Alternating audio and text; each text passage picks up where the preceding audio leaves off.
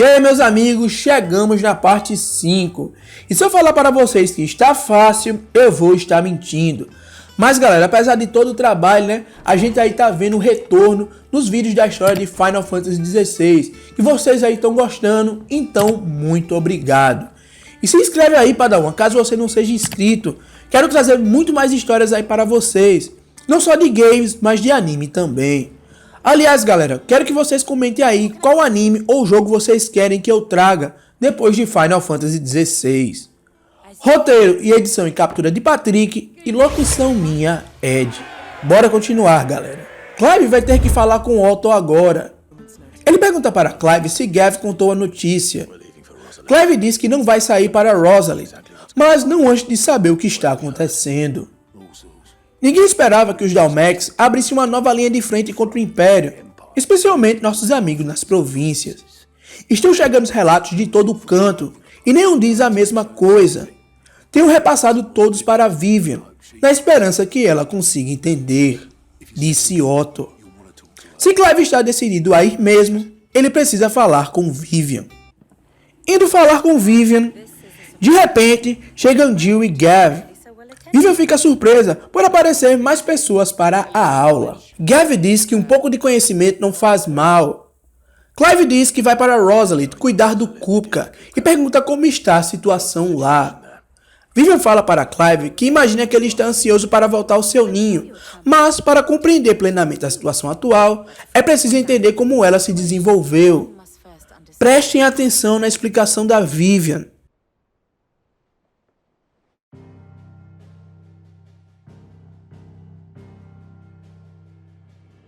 Let us begin with the story of Hugo Kupka, or the permanent economic advisor to the Dalmekian government, to give him his formal title.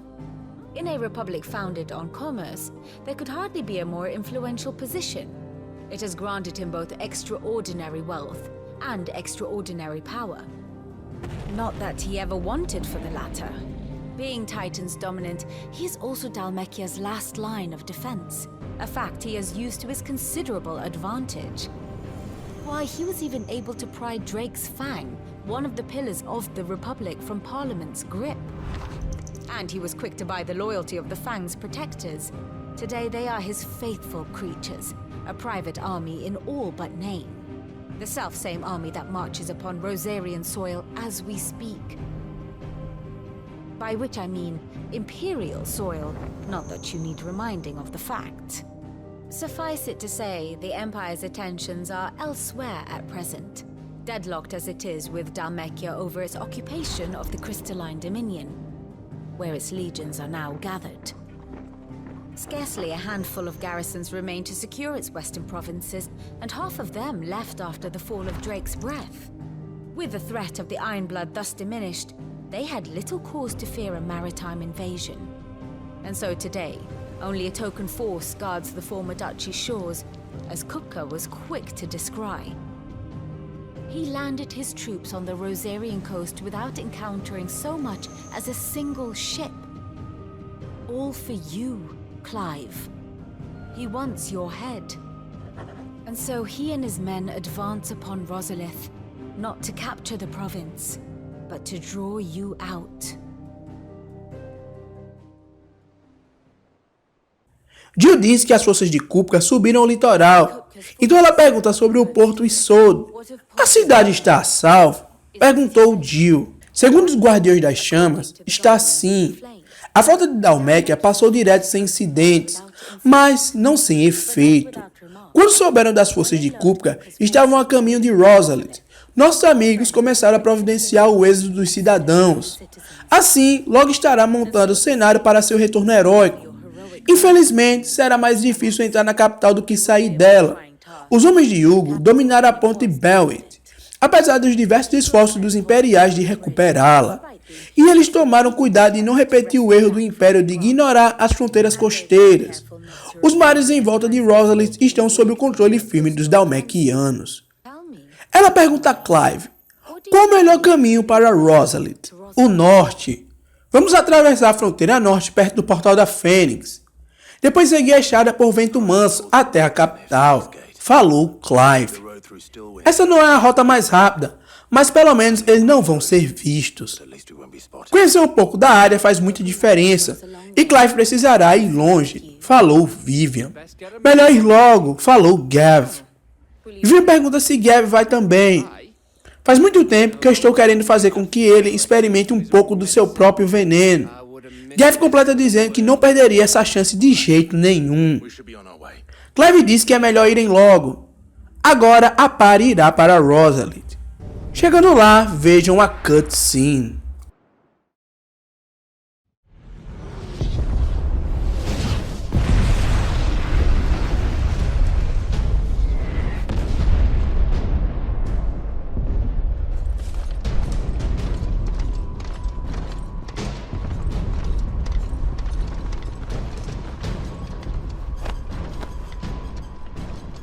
Fortify the castle gates at once.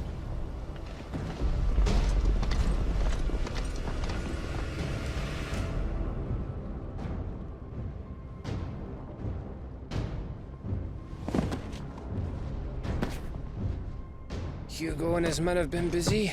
They've already breached the castle's outer wall. The Imperials are holding the ground for now, but it's only a matter of time before the keep falls. Those fuckers really went to town on this place. Almost like they want to wipe it off the map. Just a means to an end.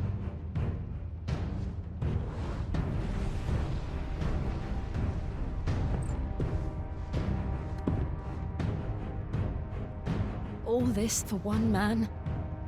They didn't have to go so far. If you keep your wits about you, I reckon you can make it up to the castle without raising the alarm. I'll sniff out any townsfolk who haven't escaped yet and send them on their way. Be careful. Likewise. Don't do anything I wouldn't do.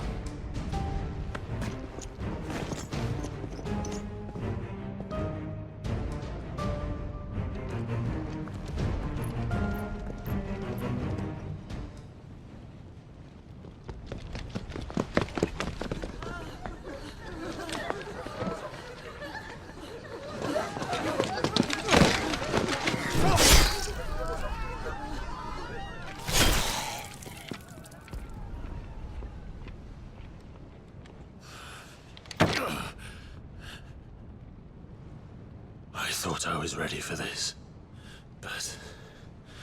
I know. It's like a nightmare. This was our home. Come on, Clive. We have to keep going.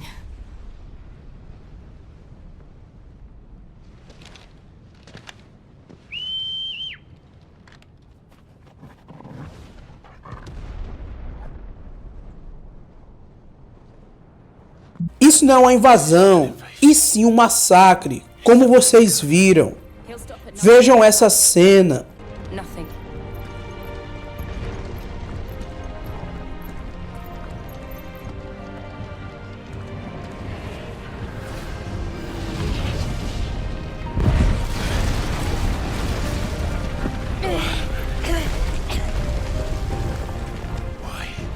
Why do this?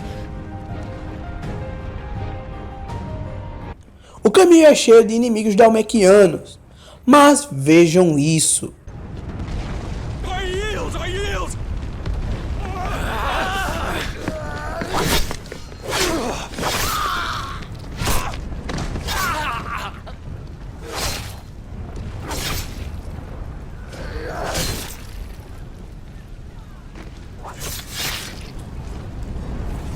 Look what we have here. Gentlemen!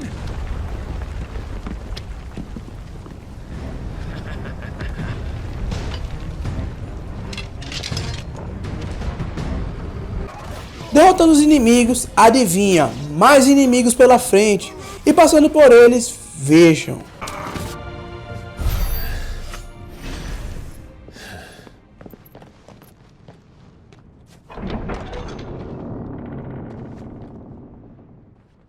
Set her loose!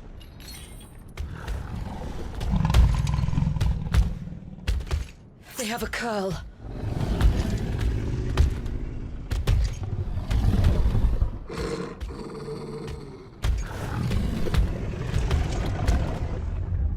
Attack!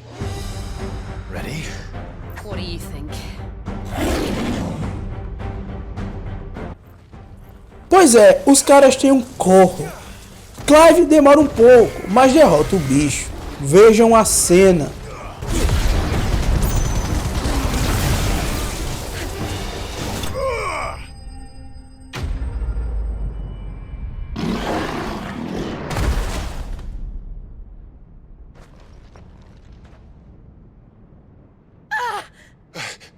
Jill!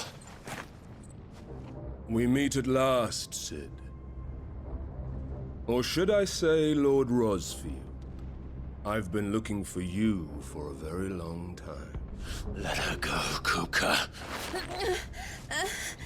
I'm so glad you accepted my invitation. I went to some trouble with the decorations. Do you like what I've done with the place? Bastard.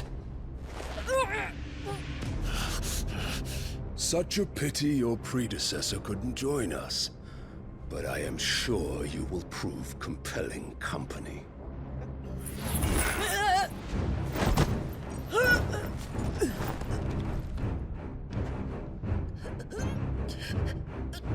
Be still, little snowflake. I would not have you melt before your starring moment.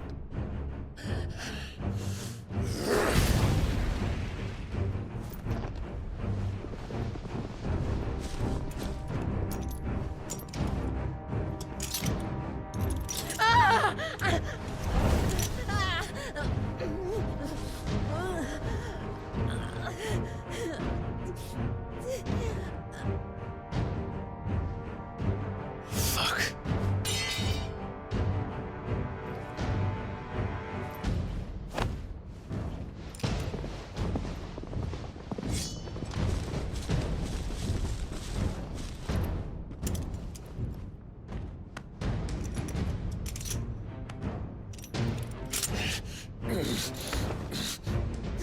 Now, on to the festivities.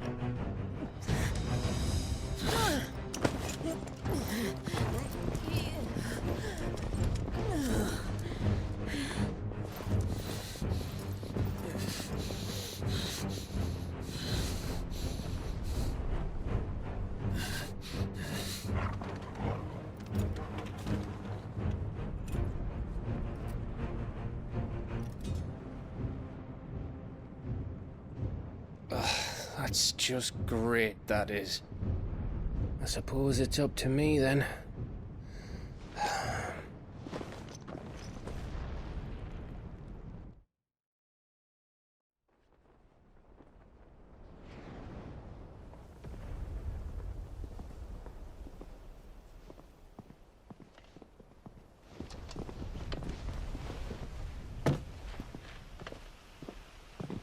Headsman!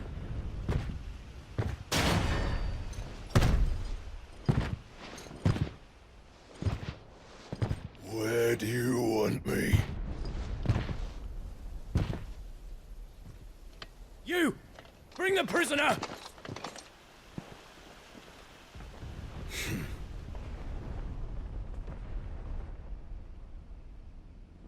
Yes, no more than she deserves for getting into bed with an outlaw. We should get into mine. Lord Kupka commands your presence. You're to bear witness to the girl's execution. Such a waste.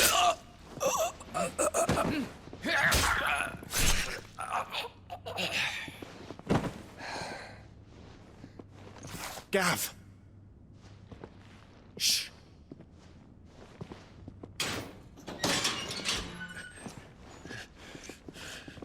Crystal fetters are a bastard to open, just so you know. Don't worry, I'll have them off before you can blink. Where's Jill? In the courtyard. Shit.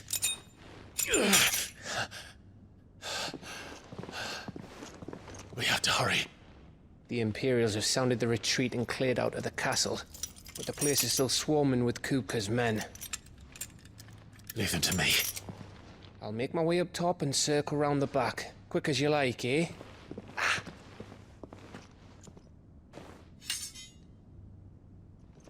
Nearly forgot.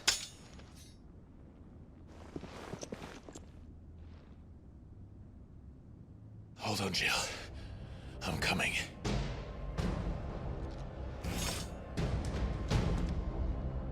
Como viram, Clive agora precisa chegar no pátio. Chegando lá, vejam.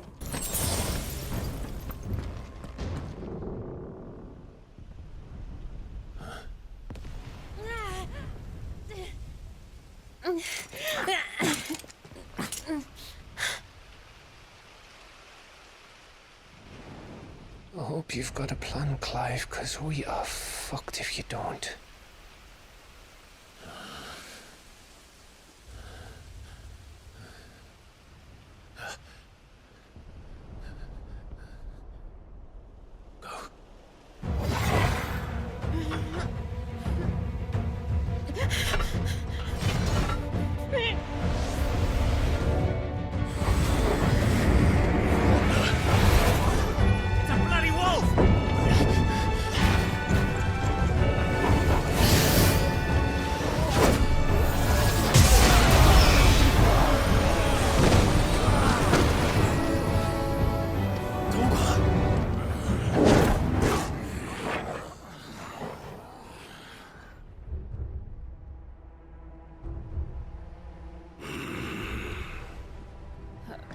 Jill, can you stand?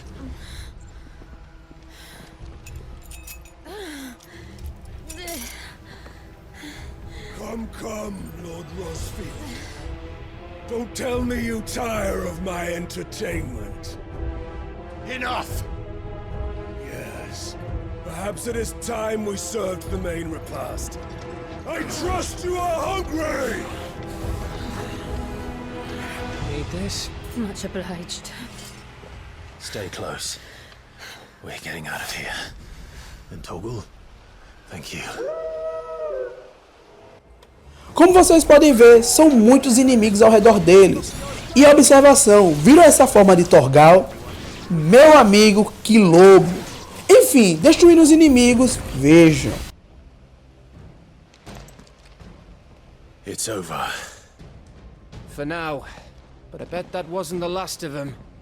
And they won't stop hunting us until Kupka's dead. So you get in there and finish the job, eh? Go on. If they come again, we'll hold them back. All right. But be careful.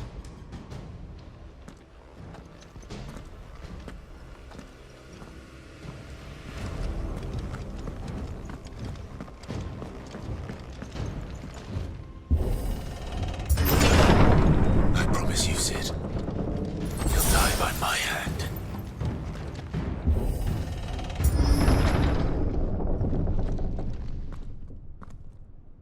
Kupka.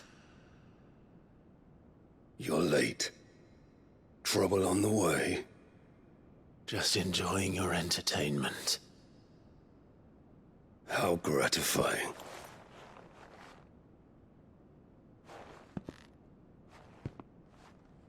Have you come to defend your father's throne, Lord Rosfield? The Grand Duchy of Rosaria. A realm without a ruler, an army, even a people. A veritable kingdom of dust.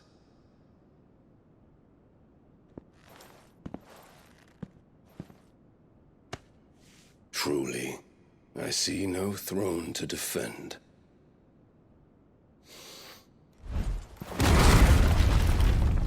No!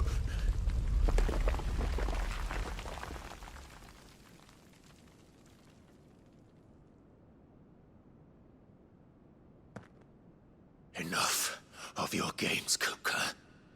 Just tell me what you want. Sid's head in a box. Imagine my disappointment when I learned that he met his end at the hand of another. And my relief to learn that you had taken up his thrice damned name.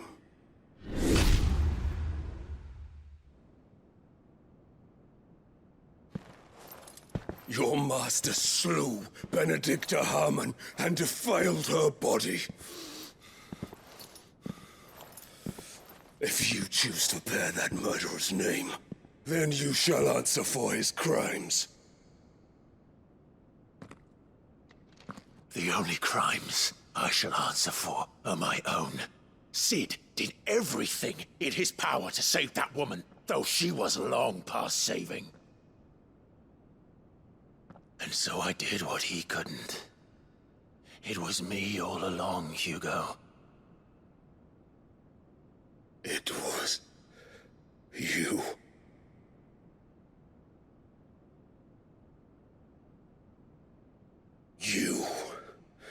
You killed her.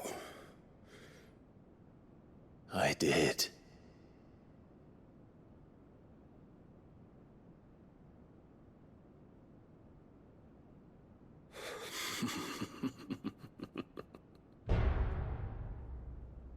Then I am fortunate indeed. I had thought the most I could wish for was to take the life of one he loved, just as he did to me. But it seems I was wrong. And I shall have my revenge.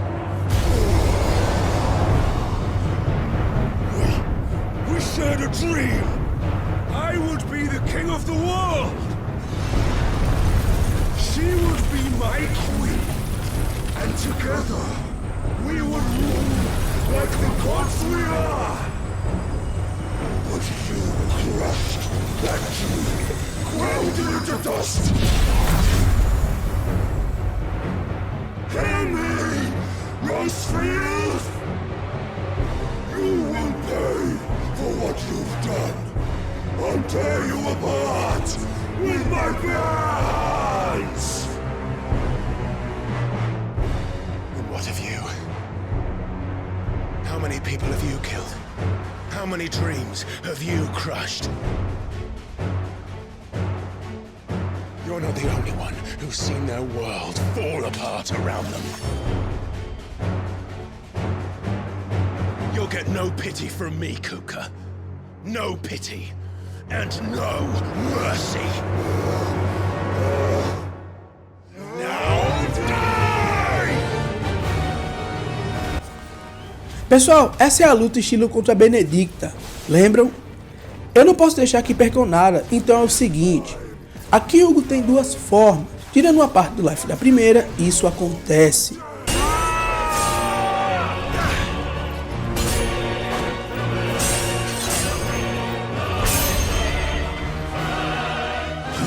Die by my hand, Crossfield. My hatred for you is unending. And real thing, let this palace be your grave! What? Oh, shit.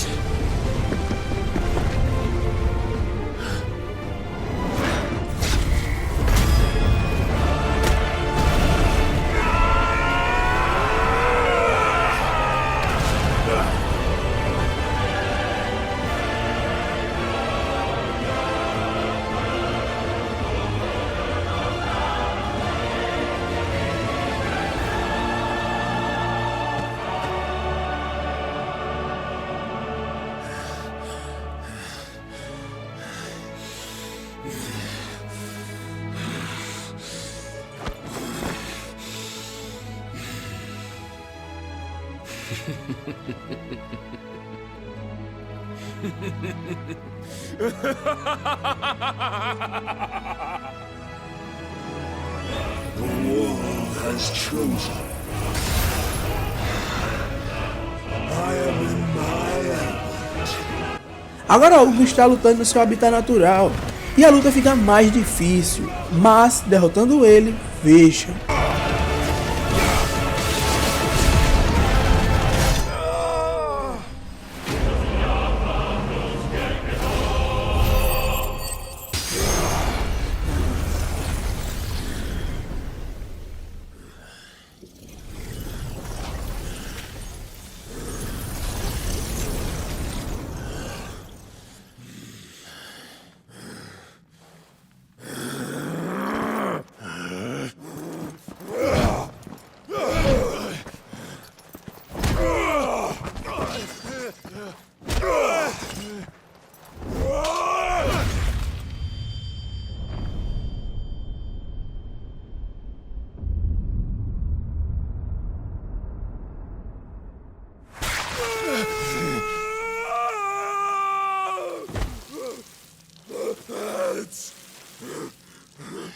Maz!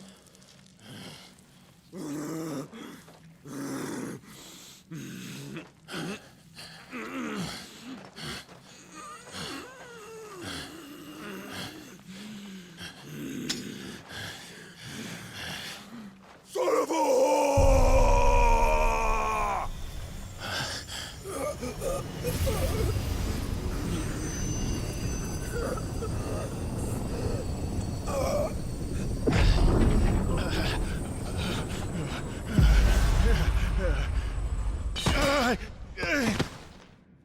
I'll kill you! I'll kill you!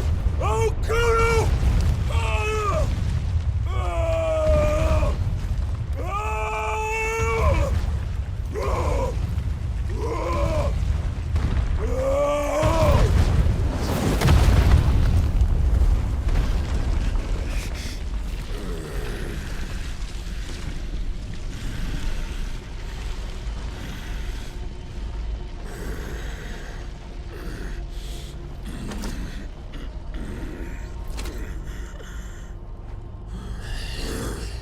I'll fucking kill you.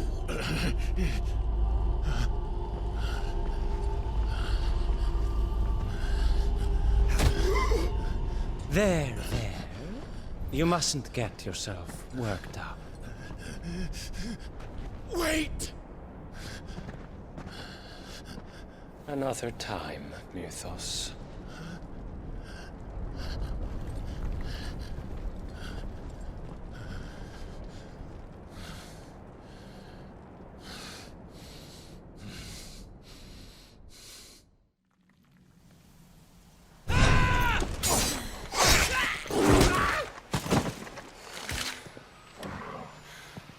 Is that all of them? I think so. Well, load of scum. Who the fuck invited them? Not that that's the biggest surprise we've had today. Where did you learn to do that, Torgal? Not telling, eh? Suit yourself. Gav, we have to find Clive. Right, sorry.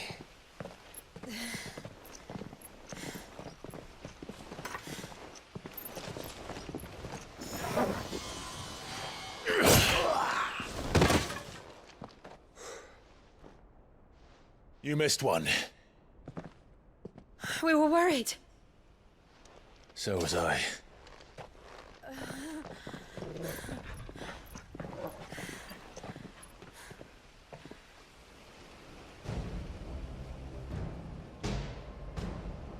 I was so close. If it hadn't been for my gift, I would have finished him. I'm just glad you got out of there alive. When did the Royalists arrive? Right after you went inside. Just when we thought we were shot of Titans, lot.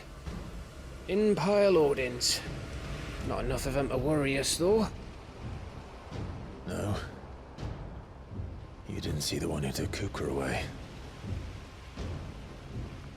So, what? You think they came here to save him?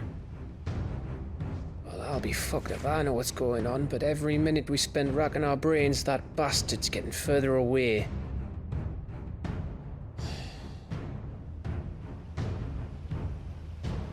So what do we do?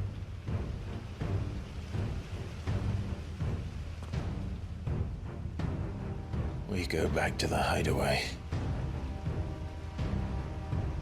I'm too tired to think. As are you, by the looks of it. And after what Jill's been through. Let's worry about Kuka later, shall we? Aye. All right. It'll give us a chance to solve the riddle of your magic mud, too. Hey, how you feeling? Ready to go home?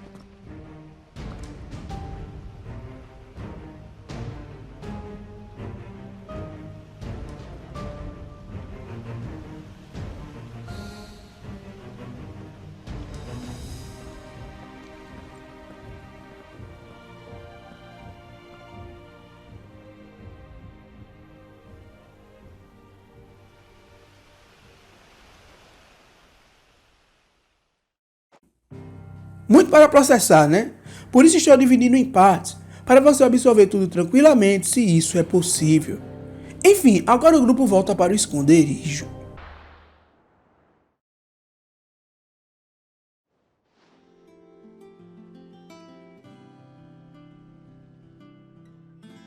Just look at the state of you. You're more of a wreck than this place.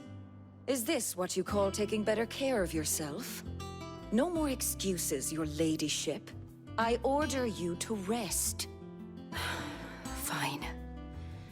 I'll rest.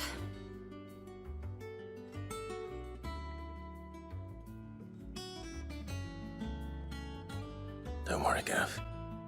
She's in good hands. But we should have never let her fall into Hugo's. Back when he had some like. The question is, where is he now? And what the hell were those royalists doing there? I was wondering about that all the way home. Otto may have heard something. I'll talk to him. And I'll talk to Tomes. The lawsman. About what? About your faithful hound for a start. If any four-legged friend's ever done that before, I'm betting Tomes will have read about it. But what I want to know is, what happens afterwards? It's all well and good Torgal saving our arses, but if it costs him what it cost Jill... Right. Let me know if you learn anything. Will do. And you do the same, eh?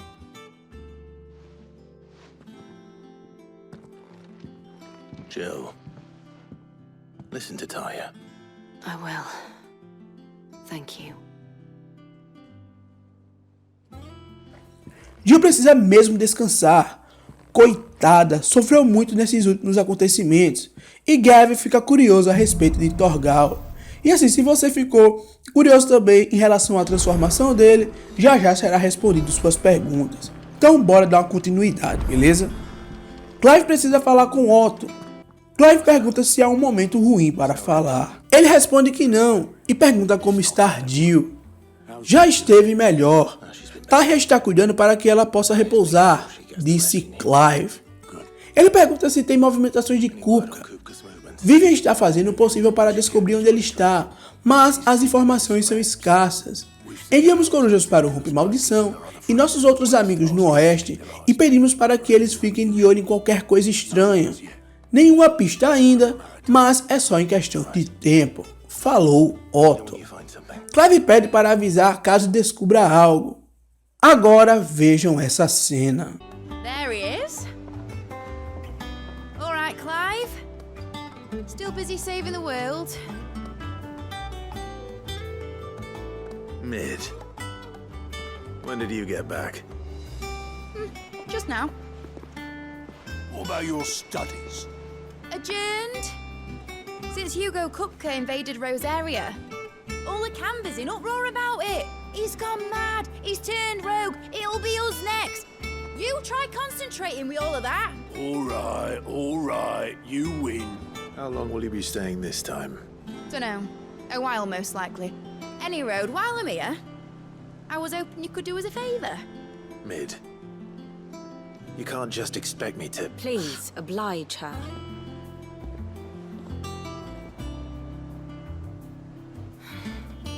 While we are busy tracking down Kupka, you should have a little time to spare. Professor! Now there's a face I haven't seen in a while. Shouldn't you have it buried in a dusty old tome? I did, till a familiar trill pricked my ears. As ever, your exuberance is a breath of fresh air, which successfully scattered the painstakingly assembled fragments of my thoughts. I'll take that as a compliment.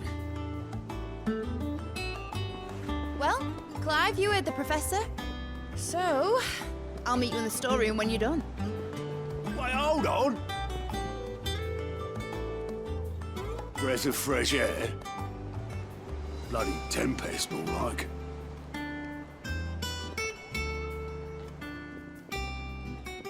Oi, Otto, you got my gill? Huh? What are you on about? My fee for bringing Mid across. She said you were paying. That little... Acho que eu sei o que está pensando. Ela é filha do Cid. Adivinhou pelo nome aí, Padawan? Cid ensinou tudo o que sabe de engenharia a ela. Para quem não sabe, aqui vai uma curiosidade. Todo Cid é basicamente engenheiro de Final Fantasy. É meio que uma lei ter isso, saca? E agora não deixa de ter, só que agora é a filha do velho Cid. Vamos agora falar com Mid. Mid quer transformar a sala de baixo em uma oficina, igual que ela tinha com seu pai. Clive disse que ela acabou de voltar e já quer uma sala. Já faz um tempo que ela quer isso. Cid falava que Mid leva a gente para a engenharia.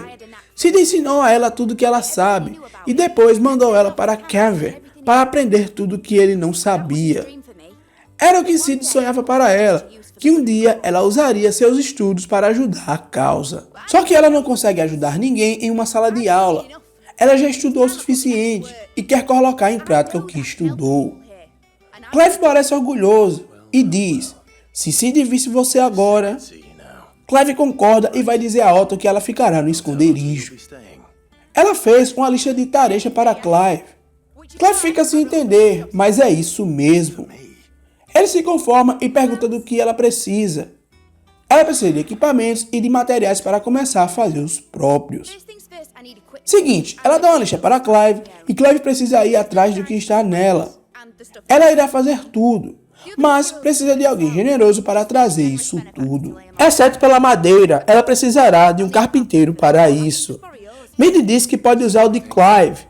Não vou colocar os diálogos porque não vai influenciar em nada. Acredite na história. Enfim, primeiro vamos a Caron e Clive dá a lista que Mid precisa para os materiais. Depois vamos no ferreiro Blackthrone e Clive entrega a lista de ferramentas que a Mid precisa. Logo após isso, Clive precisa falar com seu carpinteiro, mas infelizmente ele está muito ocupado. E Clive precisará ir no repouso da Marta para procurar pelo carpinteiro dela e ver se ele pode ajudar. Tô dando aquela resumida básica para você não ficar entediado. Indo ao repouso da Marta, Marta pergunta o que o traz ao repouso. O esconderijo está precisando de mais um carpinteiro. E Clive pergunta se ela poderia liberar o Bernardo. Lembram dele aí, galera? Por um tempo. Se ele aceitar, ela não se importa. Clive pergunta onde pode encontrar ele. Ele foi até Crésida, a negócios. Ela não faz ideia do que seja e fala que o lugar está em ruínas. Ela só sabe que ele continua lá. Perto das ruínas de Crésida, encontramos Bernard. Ao encontrar Clive, ele lembra que o mesmo salvou sua vida, então pergunta o que o traz a um lugar assim. Clive afirma que é o próprio Bernard que ele procura. Clive diz que tem uma proposta para ele. Clive fala toda a proposta para o Bernard. Ele parece empolgado. Tudo ocorre bem e Bernard pergunta onde precisam dele e ele irá. Só que adivinha aí, galera, ele pede um favor a Clive antes. Ele aponta para Crésida, fala que foi lá que ele se criou. Não sobrou muito do lugar agora, só os túmulos de seus pais. E ele foi para lá para fazer uma visita. E ele até consertou a ponte para atravessar, mas achou o lugar cheio de feras. Já entenderam, né, galera? Eu presumo. Clive vai ter que lidar com os bichos lá. Agora Clive precisa ir matar as criaturas que habitam as ruínas de Crésida. Matando elas, Bernard fica satisfeito, dizendo que agora seus pais podem descansar em paz.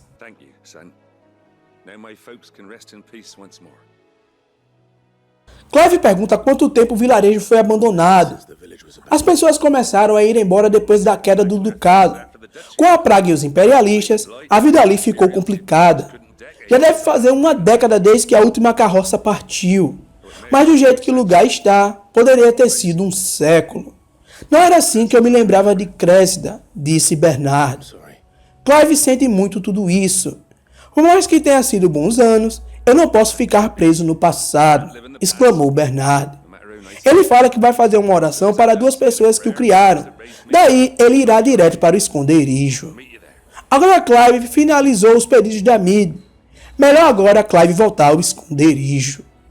Voltando ao esconderijo, Clive vai falar com Mid. Mid pergunta se ele terminou tudo. Clive diz que terminou, fez todas as suas encomendas e um carpinteiro chamado Bernard está vindo do repouso da Marta para cá. Ela agradece a Clive. Clive pergunta se ela precisa de mais alguma coisa. Não, Backthorne e Carol já enviaram tudo o que ela pediu, e ela terminou o desenho de todos os projetos. Assim que Bernard chegar no esconderijo, mãos à obra. Beleza, agora Clive vai ter que visitar Jill para saber como ela está. Chegando lá, Clive pergunta a Tarja como Jill está indo. Se recuperando, mas ainda precisa de repouso, falou Tarja. Clive diz para Tarja cuidar bem dela. Ela com certeza fará. Tarja diz que Gav está atrás do Clive e quer mostrar algo na biblioteca. Clive lembra sobre o assunto de Torgal, que Gav e todo mundo ficou muito curioso com a transformação dele. Vocês lembram aí, galera? Entrando na biblioteca, Gav pergunta por onde Clive andou. Ele quer fazer uma pergunta sobre Torgal. Onde você o achou pela primeira vez? Perguntou Gav. O pai de Clive trouxe ele de uma de suas expedições nos territórios do norte. Eles estavam atravessando um campo nevado quando ouviu os granidos. E como não ouviram o sinal da matilha, decidiram adotá-lo. Falou Clive. Gav pergunta o que Harpócrates acha disso. Certamente reforça a teoria. Seguinte, o Torgal não é um simples cão, e sim um raro lobo glacial. Um animal nativo dos confins do norte de Valícia e um dos bestiários mais antigos da biblioteca. Harpócrates encontrou uma referência a um lobo glacial que serviu de guardião para uma rainha ancestral do norte. Ele tinha tanto domínio sobre o éter que conseguia lançar magia voluntariamente. O nome dele era Fenrir. Fenrir, o lobo glacial, falou Clive. Os anais não a viram explicitamente, mas Harpócrates tem motivos para acreditar que essa rainha era antiga dominante de Shiva, uma menina dos territórios do norte e seu cão leal. Uma desperta como um dominante de Shiva e o outro. Clive pergunta se quem deu os poderes de Torgal foi a Jill, igual a Fenrir. As pessoas diziam que Torgal era o cachorro do Clive, mas Torgal e Jill eram inseparáveis. Ele cresceu como um companheiro fiel de Shiva e anos depois seus poderes despertaram, bem quando o mestre dele mais precisava. Gav fala que se Torgal não tivesse arrasado com aqueles idiotas, Jill estaria perdida. Harpócrates fala que o poder de Torgal é só dele, sua herança latente como um globo glacial, só precisava ser liberado. Gav elogia Torgal. Clive diz que Torgal é mais incrível do que ele imaginava. Get you, Torgal! You're an even finer hound than we thought. E em relação ao receio original de Clive, não precisa temer pela saúde de Torgal. O animal tem um apetite de um Belmont. Hoje cedo, ele viu Torgal com o fuzil enfiado nas castanhas do Harpócrates. Aparece então Mid, dizendo que o Bernard chegou no esconderijo. Mid quer que Clive apresente ele a ela, para começar tudo, como vocês sabem. Algum tempo depois...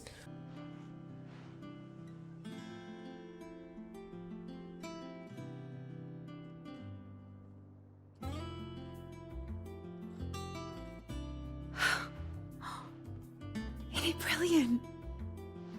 It is. Well, I couldn't have done it without you. You and everyone else. But I promise I'll pay you back. I'm gonna work my fingers to the bone for you lot, starting right now. Just you wait. I'll make wonders like this world's never seen. Then I look forward to seeing them.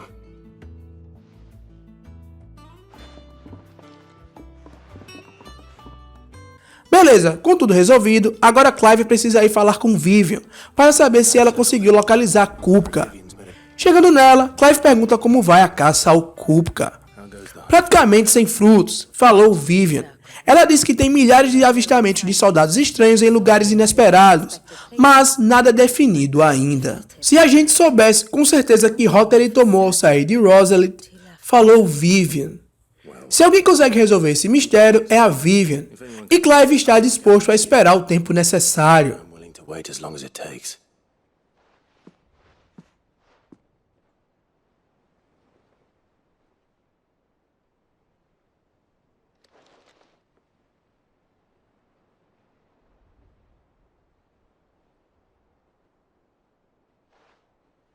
What? Clive fica esperando, mas não é para esperar aí, né, Clive? Vivian fala que foi sorte Clive não ter herdado o trono de seu pai. O povo de Rosária iria morrer de medo de Clive. Clive diz que não precisa se preocupar com isso, Clive não irá reivindicar a coroa de seu pai. Vejam essas cutscenes agora. That is a relief. Clive, have you got a minute? We, have a guest. A guest?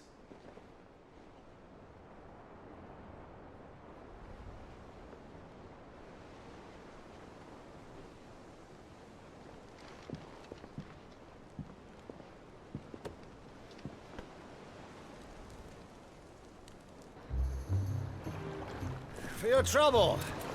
It was a pleasure, in hindsight. Uncle Byron? Clive, my boy! Tap a cask and stoke the ovens for your favourite uncle is here!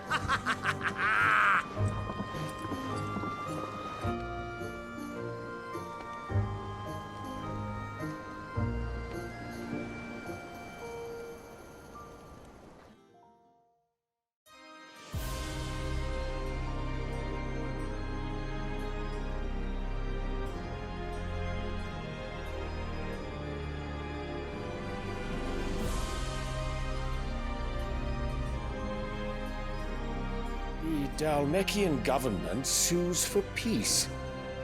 How shall we respond? If they're willing to accept their fault in the matter, I see no reason to refuse them. Still, we must insist on substantial reparations. Twinside stores are not as bottomless as reported. Aye, and we have many more mouths to feed. We shall just have to have the Dalmecs empty their treasuries for us.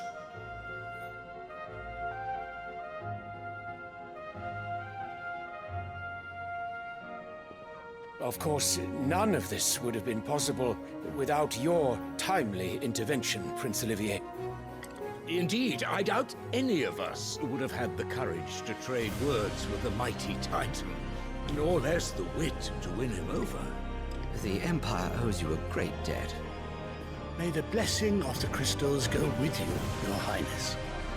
May the blessing of the crystals go with you. Very good.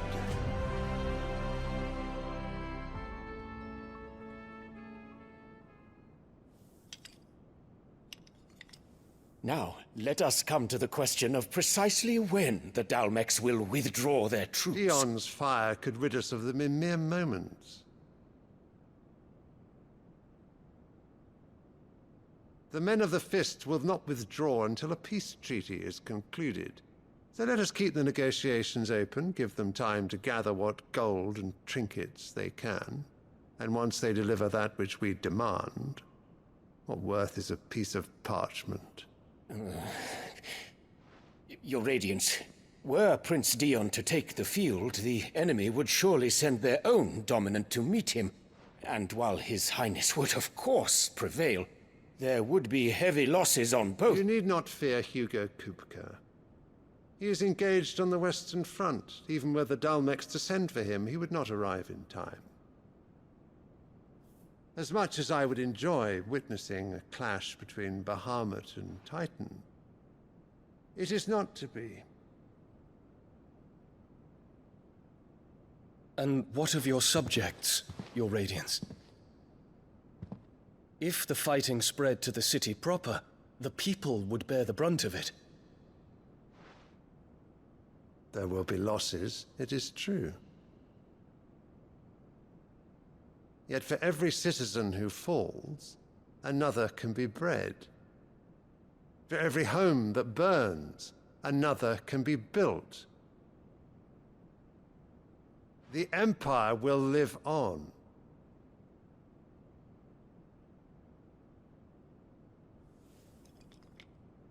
Dion? Yes, sire.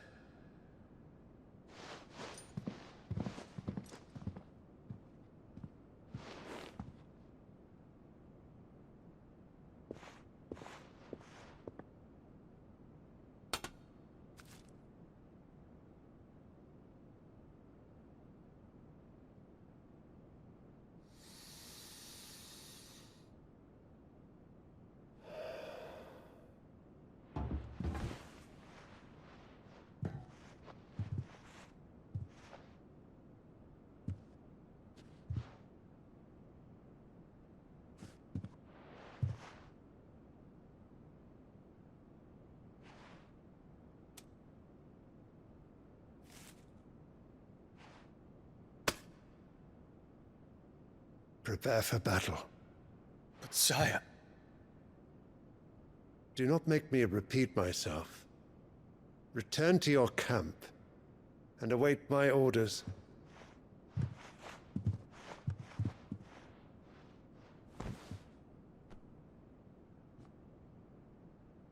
If that is your wish, Your Radiance, I shall depart at once.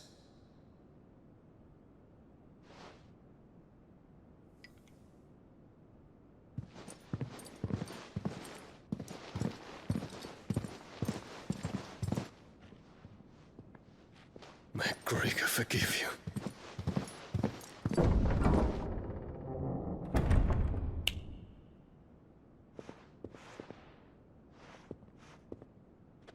What do the astrologers augur? The stars are in agreement, Your Radiance. The shadow of treachery hangs over Prince Dion.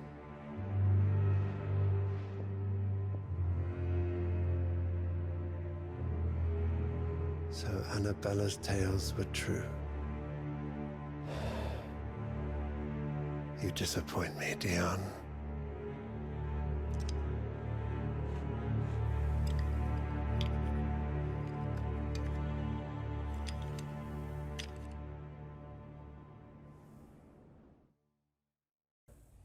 Como viram antes, tio Byron chegou no esconderijo. Vamos descobrir o que ele quer. Falando com Byron, Clive pergunta como Byron achou o esconderijo. Graças à gentileza do Sr. Wade, ele é realmente um rapaz muito prestativo, disse Byron. E ele cita que os guardiões e as pessoas que eles libertaram contaram histórias extravagantes dos atos de Clive em Rosalie. Foi por isso que Byron foi para o esconderijo, para saber a verdade. Separar os fatos da ficção, por assim dizer. Clive pergunta se ele estava trabalhando com os Guardiões das Chamas para evacuar o povo de Rosalie para o Porto Isolde. Byron confirma. Clive diz que tem perguntas a fazer e pede para o seu tio entrar.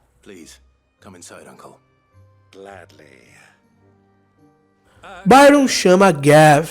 Tem 2.000 talentos de ouro naqueles baús. Pode fazer o favor de acrescentá-los ao cofre de meu sobrinho? Perguntou Byron. Vejam a cara de Gav. É engraçado. Já falando com Vivian, Byron informa que há uma frota passando por Porto Isolde a caminho do sul. Byron pede desculpa por não dizer mais nada. Ele não fazia ideia de que Kupka recuou o ferido de Rosalie, e menos ainda que o seu sobrinho deu um golpe decisivo. Vivian acha que essa notícia da frota de Dalmec e os relatos recentes da movimentação dos monarquistas, a última peça do quebra-cabeça se encaixou. Preste atenção na explicação de Vivian, é importante. I think, with this news of the Dalmecian fleet and recent reports of the Royalists' movements, that the final piece of the puzzle has fallen into place. Come here and I'll show you.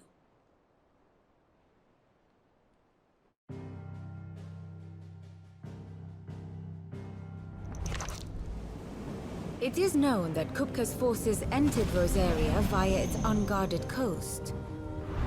So can the same be said of your visitors from Waloed? Certainly her Royal Navy is famed for the efficiency with which it bears her knights from one battlefield to the next. And in the Einherjar, or Black Galleon, she boasts a vessel nigh as swift, and every bit as feared as the kingdom's legendary cavalry. A fitting flagship for a land apart, her naval presence being crucial to her ambitions beyond Ash. Yes, it seems safe to assume that the Royalists did indeed enter Rosaria from the sea. So then, had you a vested interest in Titan's survival, whither would you take him? Why, home to Drake's Fang, a place rich enough in ether to conjure the magics needed to mend his hurts. But would that not entail an arduous voyage around the southern cape? Let us say that the Royalists did put ashore with a mind to spirit Kupka away from under your very nose. Could that truly have been their plan for him? To load him aboard one of the ships flying Republican colors sighted off the coast near Port Isolde. To spend weeks at sea, being tossed hither and yon by unforgiving waves, his life hanging in the balance. No. The journey would mean Titan's death, and Kupka's faithful creatures would not allow it. So what then was the plan of our Waluda friends? Reports suggest they made not for the coast, but for the desert. And by cutting through the Velcroy, a party traveling light would have Titan back in his bed days before a galley could lurch into port.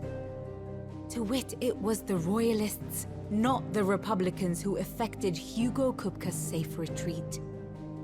I would stake your life on it.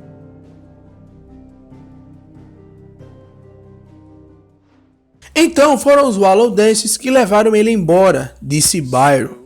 Pensando bem, tinha algo um pouco estranho naqueles navios que vi, disse Byron. Os homens pareciam quase desolados, como se estivessem de luto. Como se eles achassem, ou tivessem sido levados a crer, que seu mestre estava morto. Vivian fala que a mente de Byron é afiada.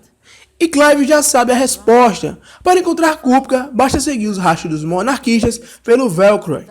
Talvez os rastros já tenham esfriado, mas, como dizem na República, todas as estradas levam à presa do Draco. Byron disse que ele irá acompanhar Clive.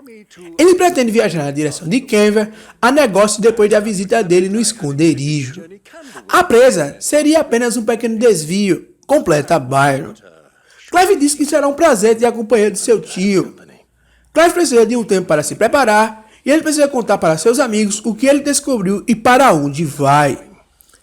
Byron pede para ele ser rápido. Agora Clive irá falar com Otto. Falando com Otto, Clive diz para Otto que Kupka está em presa do Draco e vai sair antes do pôr do sol. Jeff pergunta se ele irá sozinho. Clive diz para ele não se preocupar. Ele não irá lá para destruir o Crystal Matter. Clive só quer a cabeça do Kupka. Todas as terras em volta da presa do Draco são o feudo pessoal do Kupka. Se o Clive tiver algum problema no caminho, ele deve perguntar por Rosena da Milho. Algumas pessoas a chamam de lebre do deserto. Clive pergunta quem é ela. Uma velha conhecida de Sid, e só de Sid. Otto só sabe o nome, e que eles costumavam se encontrar no albergue da Límio. Otto completa dizendo que não tiveram mais notícias dela desde que o Sid morreu. Mas Otto acha que talvez o novo Sid consiga fazê-la aparecer novamente. Clive agradece e diz que se lembrará disso. Gav fala sobre o tio Byron e aparentemente se sente desconfortável com sua presença. Clive fala que Byron irá com ele. Gav parece bem aliviado. Clive diz que deixará Otto e Gav no comando enquanto está fora. Voltando até Byron, Clive e Byron estão prontos para partir. Agora vamos para o deserto de Velcroy. Vejam a cena.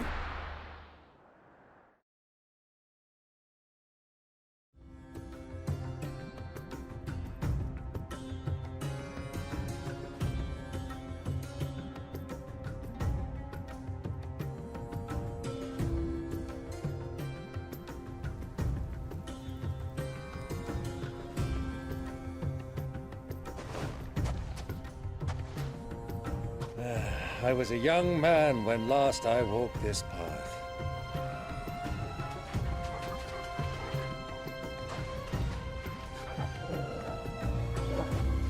There's an old trading post not far from here. The road to Drake's Fang leads through it. The trading post it is.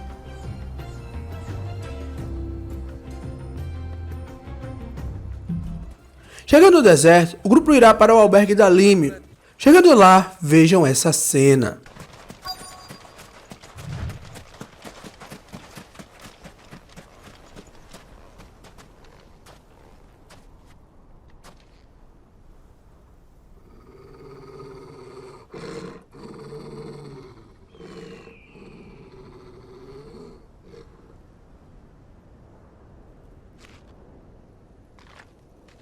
Look, there.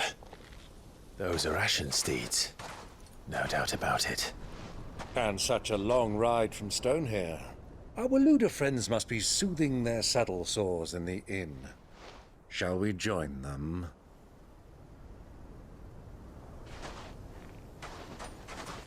Run along and play now, Torgal. Dogs aren't allowed inside.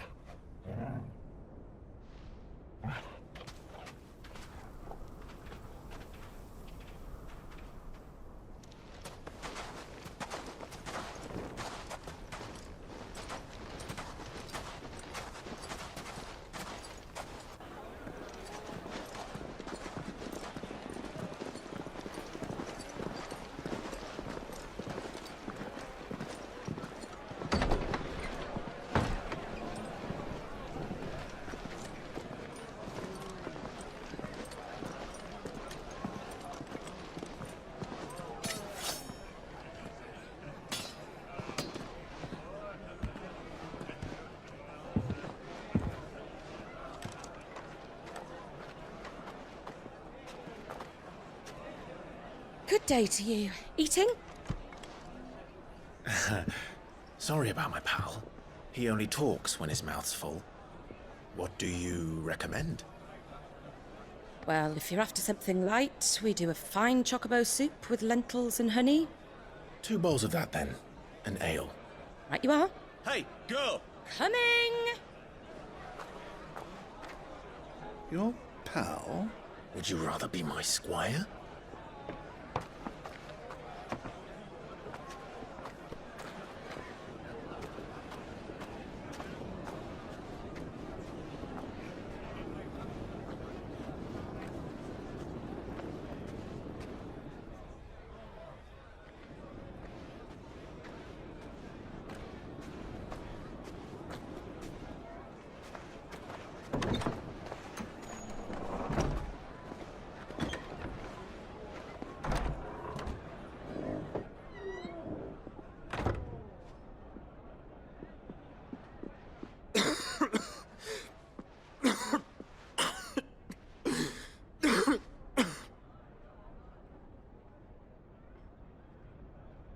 Your Grace, it is plain you are not yet well enough to travel. If you would only let me take you to someone who can better attend to your ills. No, we must press on. Prince Dion has returned to his camp and will soon depart for the front. I must speak with him at all costs. Miss this chance and I may never get another. You do understand that? Yes, Your Grace. But you must at least agree to take your medicine. I'll fetch you some water.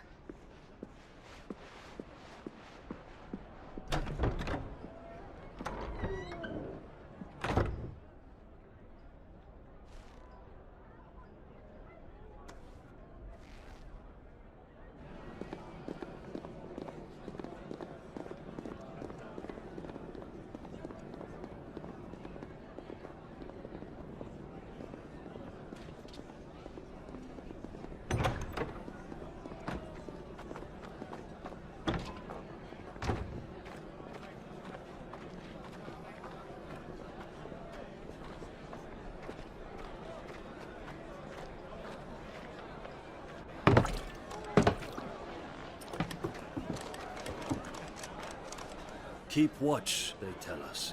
But all I see is sand. I hear they got our guest back to the Fang without any trouble. We'll be leaving soon enough. Why the Lord Commander dragged us all this way just to save that blockhead skin, I'll never know. Dominant or not, he's a bloody idiot. That'll be Cooker, then. Well, let's get this down us. We've a long way to go. Hey, you!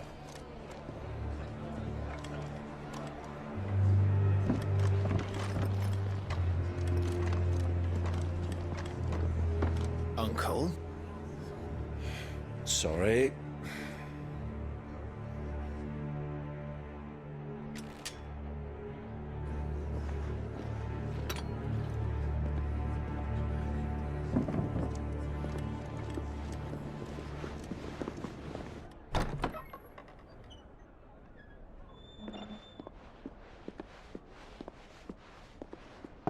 Can you walk, Your Grace? What's wrong? I fear trouble may be brewing downstairs.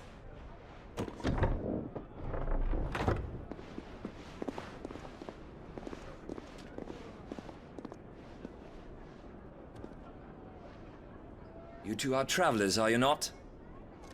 Me and my companions are strangers here. Perhaps you'd be good enough to accompany us a while. Help us find our way. Sorry, lads, but we've got business in camera that can't wait. Ah, I'm sure you could spare us an hour or two. Come on. Friend.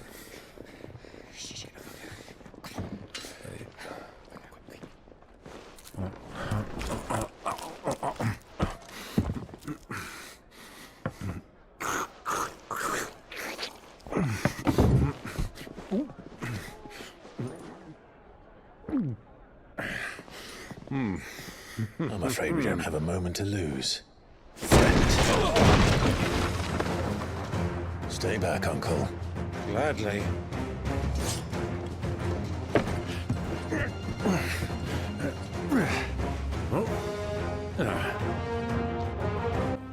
Clive agora precisa combater os monarquistas. Derrotando eles, vejam.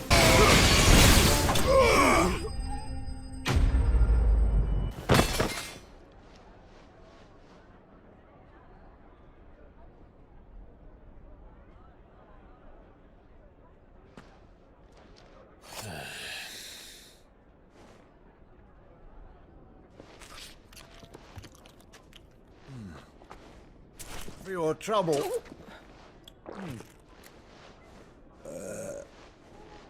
Word of advice, miss. That soup could do with a touch more salt.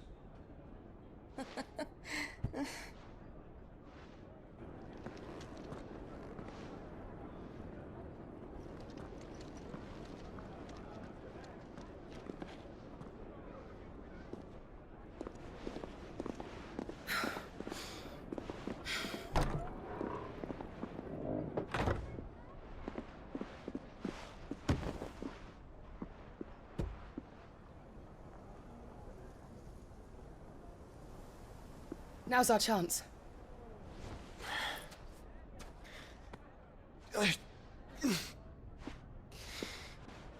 Your Grace? I'm fine.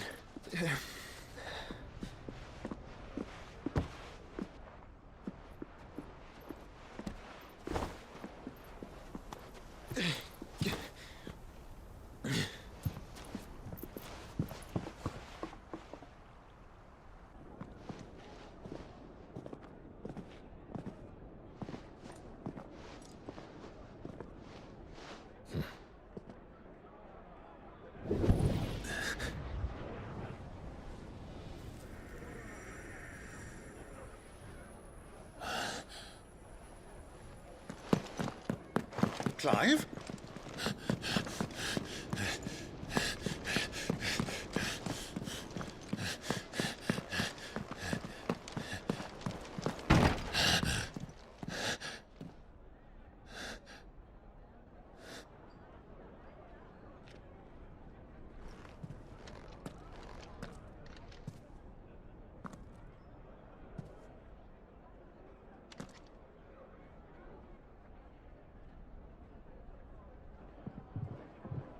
What is it now?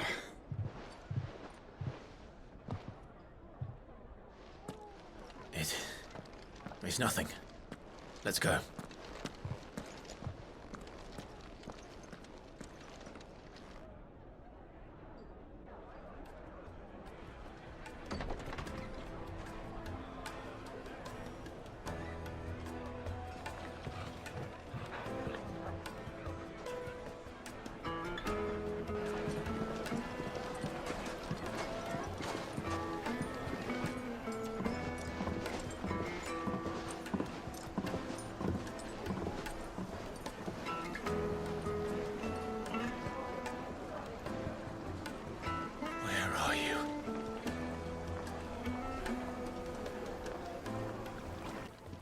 Chegou perto, né?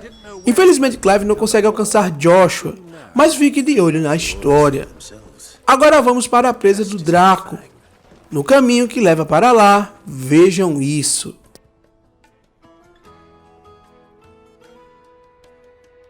Pois é, fecharam a estrada que leva até a presa do Draco, que era o único caminho possível. Parece que Kupka não está aceitando visitas no momento, disse Byron. Precisamos passar por esse portão, falou Clive. Não à base da força, os dois já atraíram atenção o suficiente. Então vai na base da astúcia. Talvez a lebre do deserto possa ajudar. Usena Dalímio, mulher misteriosa, disse Byron. Mas como vamos encontrá-la? Não sabemos nada além do nome dela, disse novamente Byron. E que ela trabalhava com Sid, completou Clive. Todos os colaboradores de Sid eram pessoas abastadas, os membros mais ricos e bem-sucedidos de suas comunidades. Clive aposta que a Rosena também é. Isso certamente ajudaria a restringir a busca. Só precisamos descobrir quem manda na cidade, disse Byron. E é exatamente o que Clive pretende fazer. Agora Clive parte para falar com os aldeões. Byron pede para falar com um deles. Ele fala que são representantes de uma das casas comerciais mais antigas e respeitadas de Port Said. Ele completa para o cidadão que querem expandir as atividades da região e gostariam muito de reconhecer os principais empreendedores de Dalímio. Como viram, Byron está jogando para encontrar a lebre do deserto. O cidadão fala que eles são famosos pelas casas de banho, mercadores e ferreiros. Ele sugere para Clive e Byron procurar por esses lugares. Byron aproveita o bondoso cidadão e pergunta se ele conhece uma senhora chamada Rosella Dalímio. O caixeiro fala que não. Falando agora como uma feirante, Clive diz que está procurando uma pessoa, uma mulher chamada Rosella Dalímio. Clive pergunta se ela conhece. A feirante diz que não. Clive pergunta outra coisa. Se ele precisasse encontrar o comerciante mais rico da cidade, aonde ela recomendaria que Clive fosse? No Beijo da Urze, falou a feirante. Não tem ferreiro melhor deste lado do estreito. O proprietário é um bruto jovem, mas entende do riscado. Clive agradece. Falando com outro aldeão, Byron fala que está procurando por uma mulher chamada Rosella Dalímio. Byron acredita que ela seja importante na comunidade presente. O comerciante fala para eles procurarem Ferda. Ele está aí há anos e conhece tudo o que se passa na cidade. E ele é chegado a todas as antigas famílias comerciantes. O comerciante fala para eles tentarem as casas de banho. É lá que ele costuma estar. Byron agradece. Agora Clive precisa ir falar com Ferda. Encontrando ele, Clive pergunta se ele é realmente o Ferda. Ele é, e pergunta como pode ajudar. Clive fala que ele mora na cidade faz um tempo, e aproveita para perguntar se ele conhece Rosella Dalímio. Ferda pergunta o que eles querem com a lebre do deserto. Ela era uma grande amiga de Sid, falou Clive. Vocês estão ligados aí, né? O jogo dele. Ferda diz para eles irem ao bordel, para fazer o encontro. Agora Clive parte para o bordel. Chegando lá, vejam. So you're the ones who've been sniffing around. I beg your pardon? Don't play the fool. Stick your nose in our business and you're likely to lose it. Aparecem os bandidos. Clive precisa derrotá-los. Derrotando eles, vejam.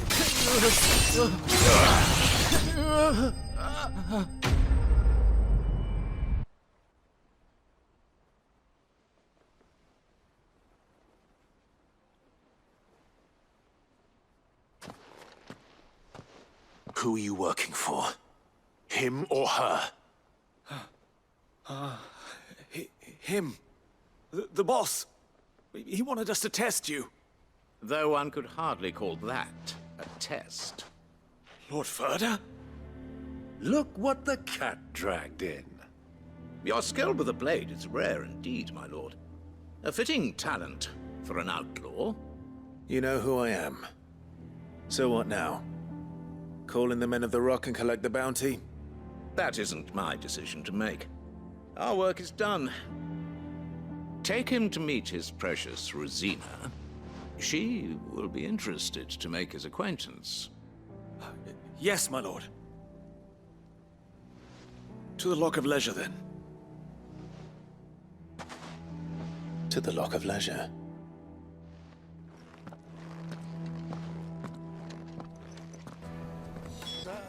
Viram aí que foi um teste? Agora Clive vai para o bordel. Chegando lá, Clive pergunta se esse é o lugar. O Forja de Obor, o Beijo da Urza, falou Laclaio de Ferda. Byron disse que era mesmo um jovem, afinal de contas, e ele esperava que Rosella fosse uma mulher, mas era na verdade um homem. É um erro compreensível, afinal faz tempo que os dois não se veem. Seja lá quem for esse Ubor, deve ser uma pessoa importante. Devem tratar ele com respeito. Vejam essa cena. He's clearly a man of means. I'd say he deserves our respect. See that he gets it.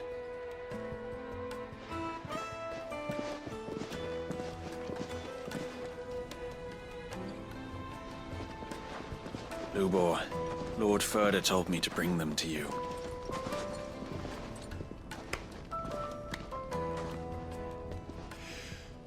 My boys tell me you're in need of assistance. Sid II? I won't waste your time. I need passage through the south gate.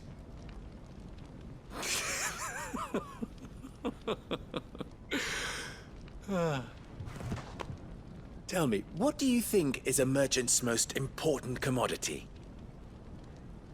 Why, trust. Everyone knows that. Without it, you have nothing. And nothing is exactly what you have. And so, for you, I, too, have nothing. I'm not in the business of helping every lost puppy that wanders in off the street. I'm a busy man, as you can see. Let's leave this mummer to his farce. By all means. Find someone else to help you on your way. Just be sure to tell them you're not the two travelers from the inn the guards are looking for. Don't want them jumping to conclusions, do we? Why, you... So, what do we need to do to earn your trust?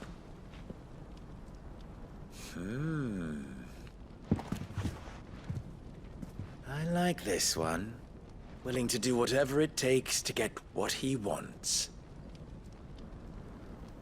Ha! Men like you have a special place in my heart. Why, you ask? Because they get me what I want. Always. Fine. So what do you want? Don't tell me you're going to listen to this swaggering scruff! We might as well hear him out. It's only natural that an ally of Sid's would seek assurances of strangers. Assuming he is an ally, of course. 5 years ago, he would have still been a boy. And yet even then I had more good sense than a man, 5 times my age? But enough of the pleasantries. We were speaking of what I want. I want you to put an end to the trouble in Dalamil. Return to me when you have done so, and you shall have my aid. Until then, I bid you good day. What trouble? If you're going to give us orders, be clear about them, damn you! Manners, Greybeard. One catches more damselflies with honey than with vinegar. What did you call me? My apologies. A word of advice in recompense.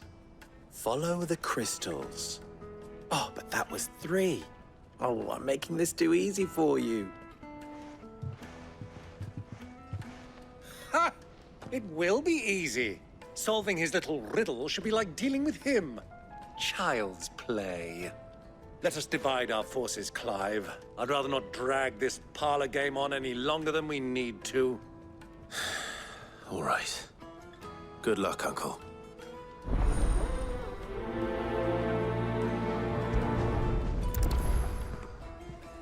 Agora Clive precisa atender os pedidos de Ubor. Pessoal, como os pedidos não influenciam em nada na história, vou cortar essa parte, beleza? Atendendo os pedidos dele, nosso protagonista poderá passar pela passagem que está interrompida pelos guardas. Agora Rosena Dalimio aliou-se a Cid, ao novo Cid. Vejam essa cena agora. Dalamil is back in bed with Sid.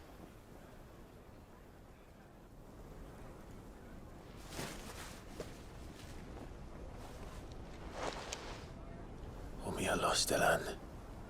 Tu Isagelis.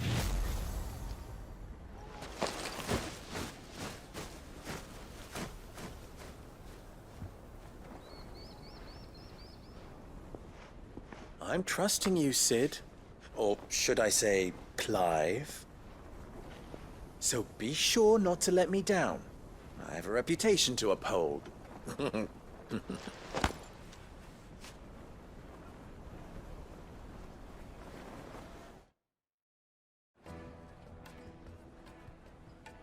Well then, I wish you a safe journey south. Thank you. Not at all. It was my pleasure. Come on, Uncle. Let's go. O caminho está aberto para a presa do Draco, meus amigos. Antes de prosseguir, Eubor volta a eles e disse que quase esqueceu de fazer uma pergunta. Para onde estão se dirigindo? Perguntou ele. Para a presa do Draco. Vamos arrancar a cabeça do Kupka. Ele não disse isso, mas é basicamente isso aí. Então Eubor revela que a presa do Draco está repleta de monarquistas. Dhalmekia e o Walloon estão aliados, e como Clive e Byron viram, seus soldados trabalham lado a lado. Mas nenhuma nação jamais permitiu que um exército estrangeiro se instalasse no seu Cristal Mater, falou Eubor. Ao menos não de livre vontade, falou Clive. E não é só isso. A fonte de Eubor dentro da presa já não manda notícia há dias. Ele teme que Clive irá enfrentar mais problemas à frente. Clive está acostumado, meu filho. Eubor fala para eles entrarem pelas minas, se for seguir esse caminho, onde a guarda é menos robusta. Ele fala que já perdeu um Cid, e se perder outro, as pessoas vão achar que ele é negligente. Clive não pretende morrer, não antes de Kupka. Agora vejam essa cena.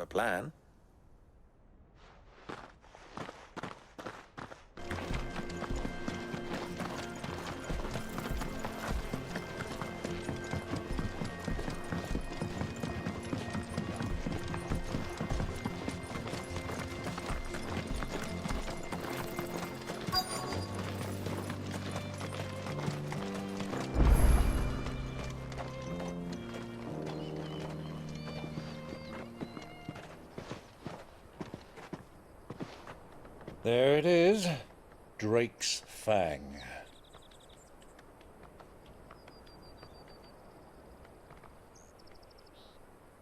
Kupka will be hiding inside. Along with goodness knows how many guards, all on highest alert, you'll need to keep your wits about you if you're to reach him. So be careful. I will, Uncle.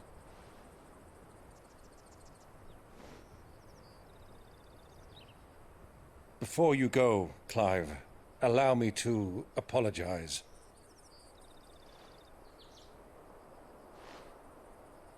After what befell at Phoenix Gate, and the crisis that followed in its wake, I fled. I retreated to my counting house and danced attendance upon the vicereine in the hope it would bring me favor. I betrayed my nation to save my skin, like the coward I am. And I'm sorry. Uncle, please. It's not too late, Clive. Rosaria is yours by right, and there are those that would help you to take it back. Had I the courage of my brother, I might already have done so. But that ship has sailed. You, however... No.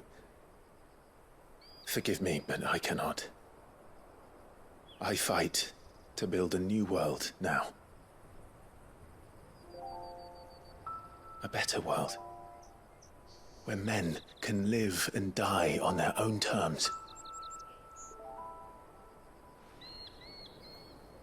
I was raised in a nation that strove to improve the plight of bearers.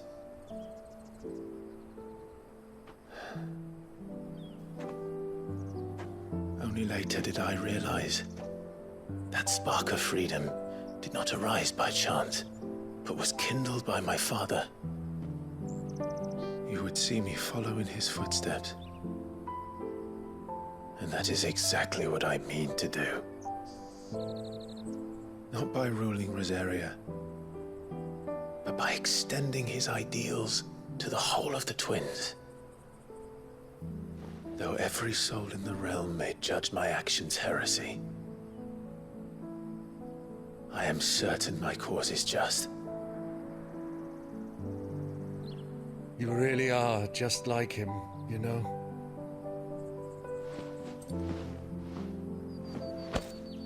Thank you, Clive, for coming back to me. I am proud to call you nephew.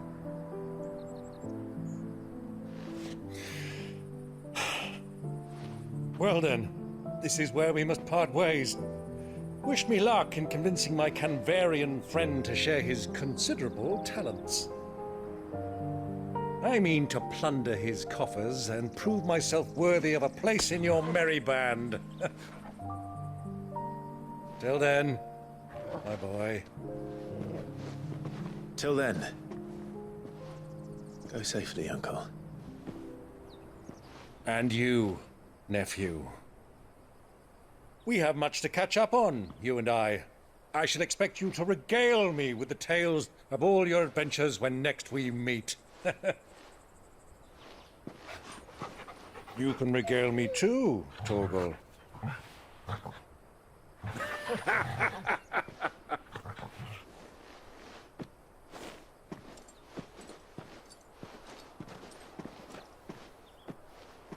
I'm coming for you, Kupka.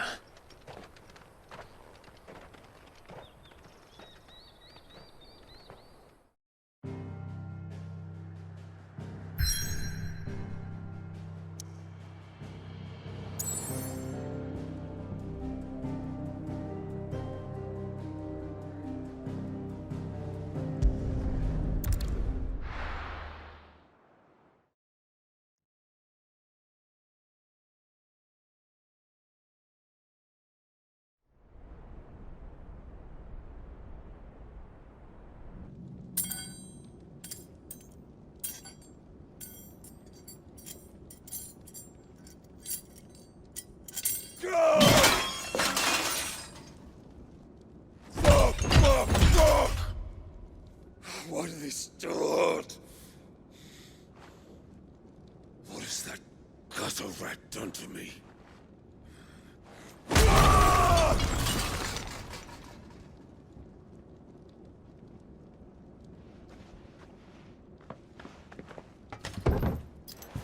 Out of my sight, wench! I'll kill you, Rosfield! I'll rip out your heart! I'll tear you limb from limb! Peace, Hugo. The table shan't hurt you any longer. He sought to humiliate me. Me! If you hadn't interfered, he would be dead! You truly believe you would have triumphed had the battle continued? Titan would have ground him into dust! And how would he have done that without his head? Shut up! You weren't strong enough, and you call yourself a dominant. Or rather, you did. You mock me, Harbert.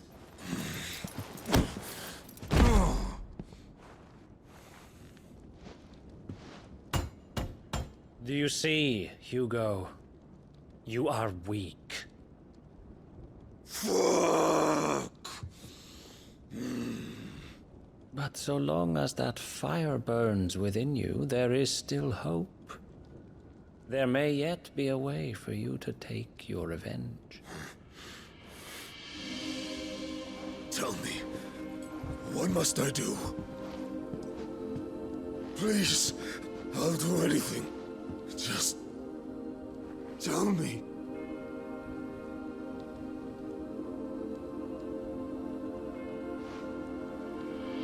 The heart. What of it?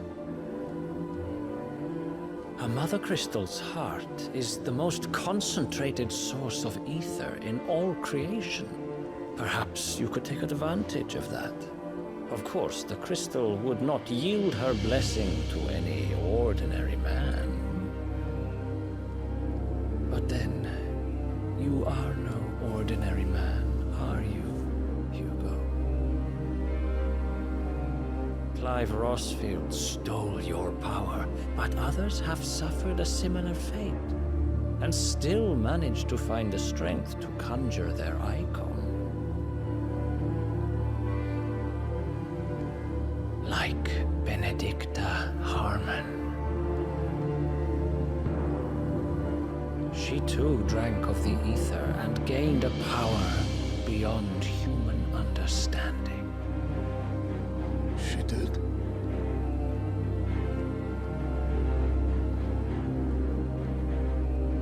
Benedicta. Benedict.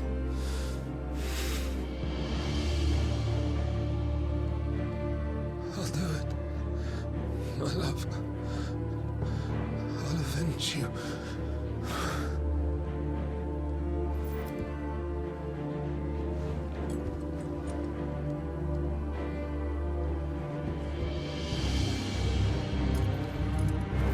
Run along now, Hugo. You need only follow the light.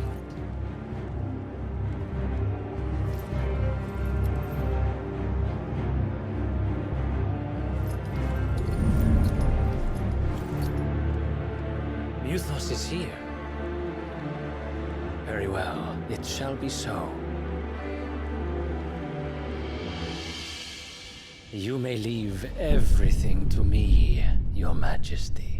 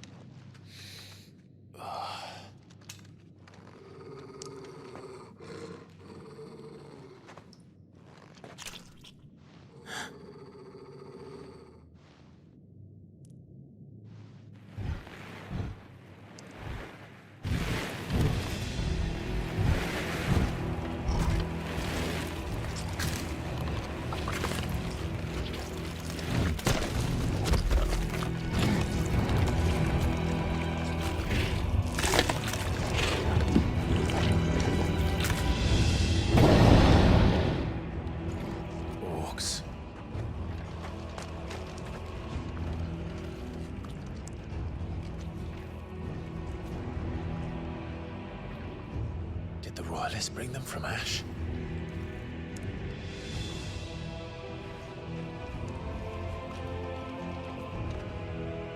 Oficialmente, vamos entrar na presa do Draco. Já no caminho que o Bor mandou ele ir, Clive encontra orcs pelo caminho, mas derrota todos. Mas, em algum momento, ele encontra esse bicho aí.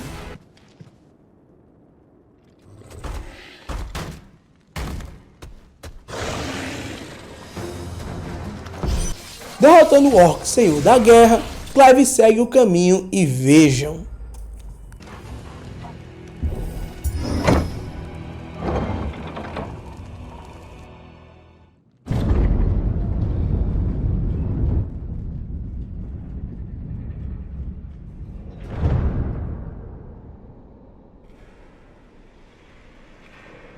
By the flames. Come on, Torgal.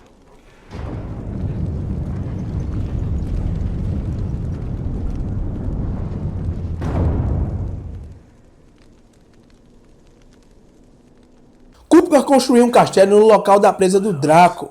O cara é ousado, ou não? Então daí onde vocês estão vendo, vejam isso.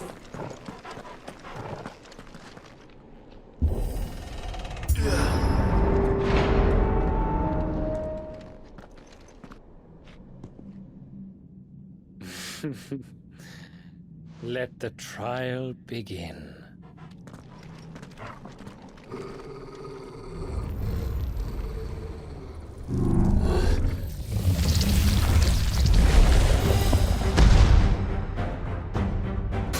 Clive enfrenta agora o coveiro, mas derrota o bicho.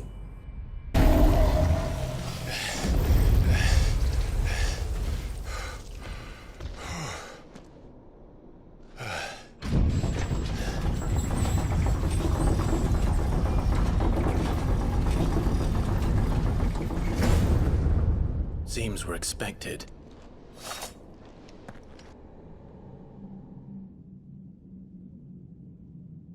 So this is the power of Muthos.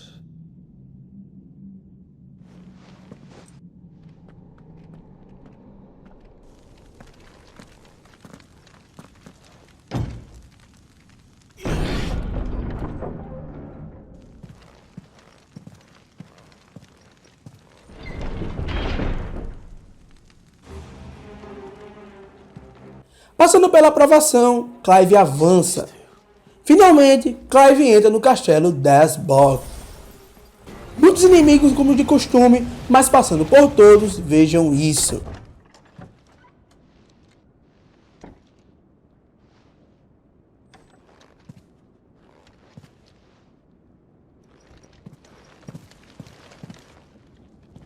You've been busy, Kupka.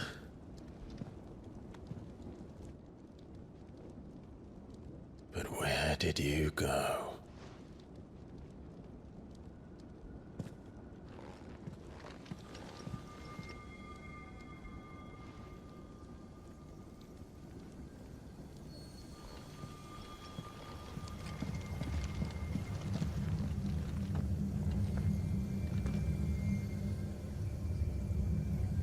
The heart.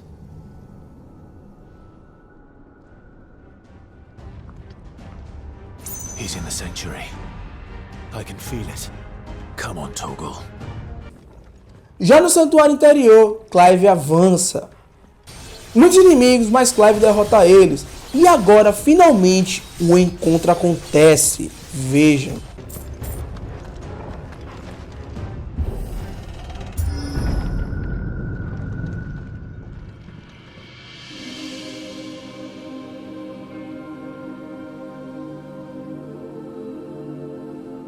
Benedicta, my everything. I've missed you so much. Kuka!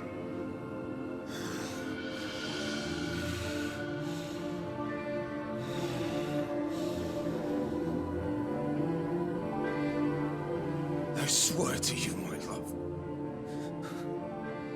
we will never be parted again. What's wrong with him?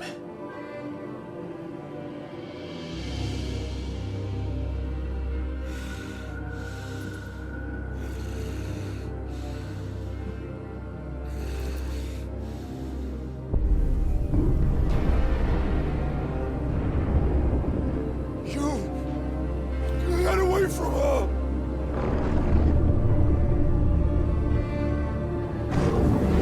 Benedicta!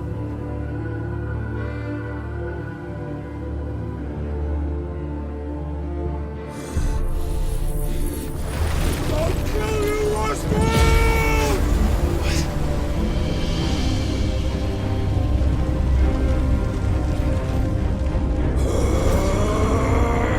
Oh shit, he's priming.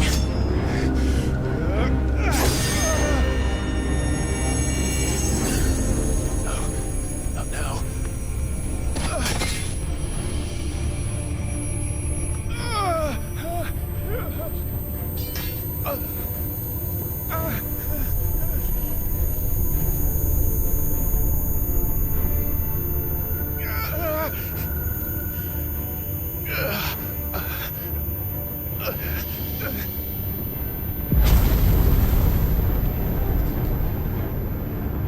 Come on.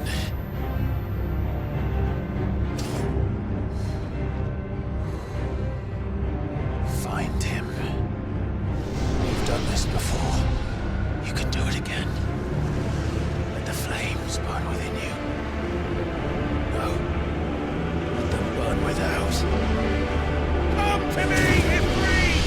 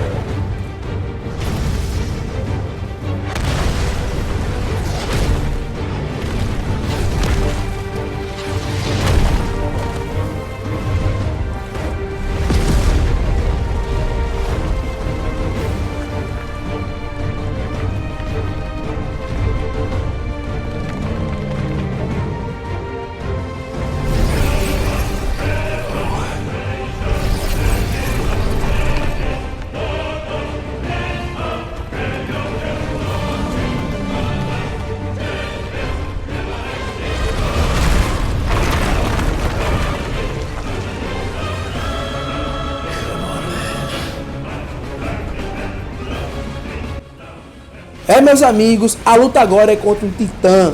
E acredite, tem muitas partes dessa luta. Tirando um pouco do life da primeira, isso acontece.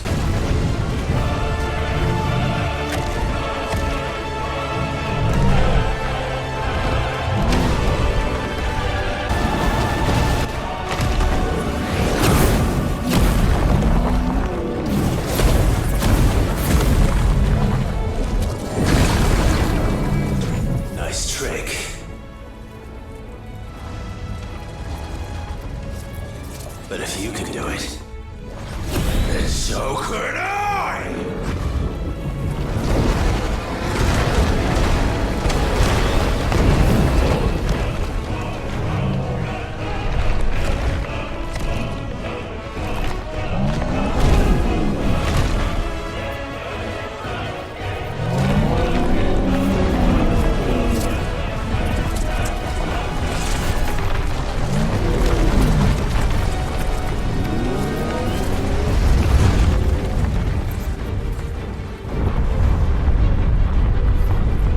Let's give this a try.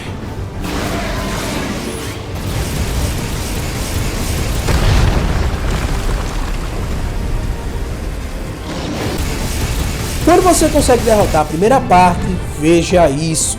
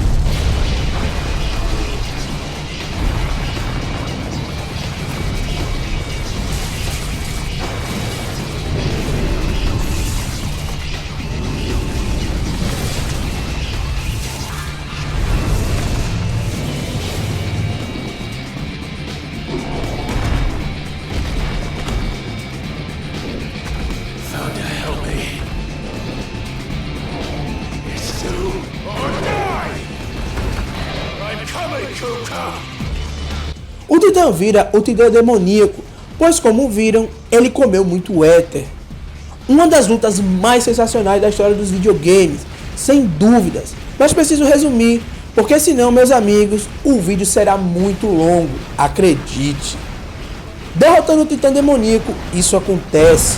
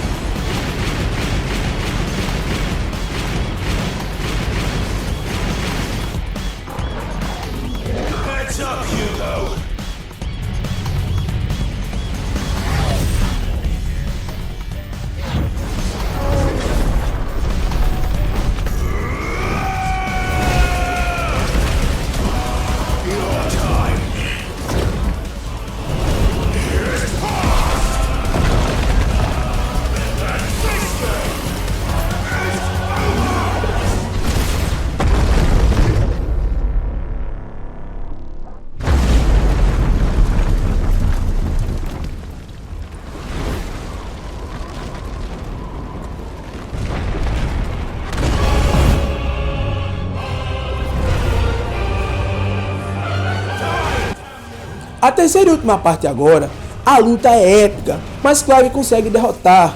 E ainda por cima, destrói o Cristal Mater. Vejam.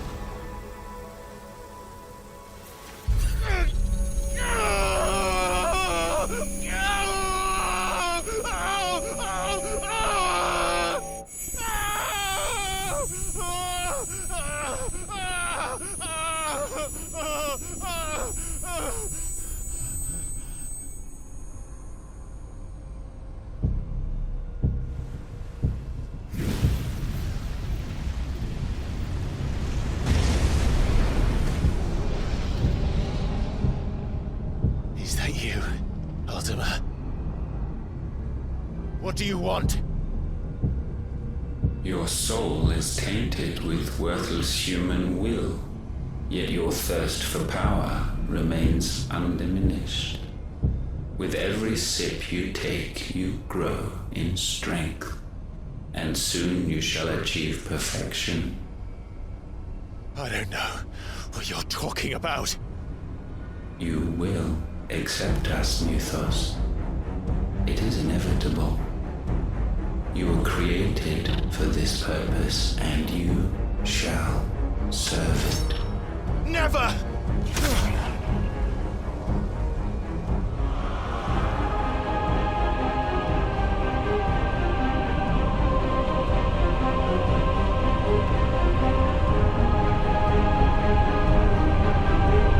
Fight it, Clive! Don't let him in! Consciousness. We see now. Human will is so insubstantial it cannot exist in isolation. You mitigate its weakness by interweaving it with your consciousness. We believed we had merely to purge you of your will to claim our vessel. It appears we first have to sever every thread of the consciousness that supports it. No matter. The time to build a new world is not yet upon us.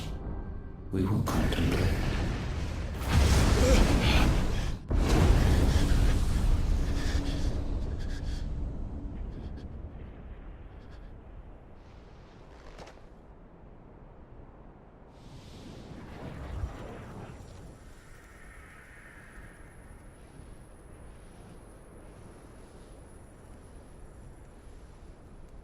Thank you, Joshua.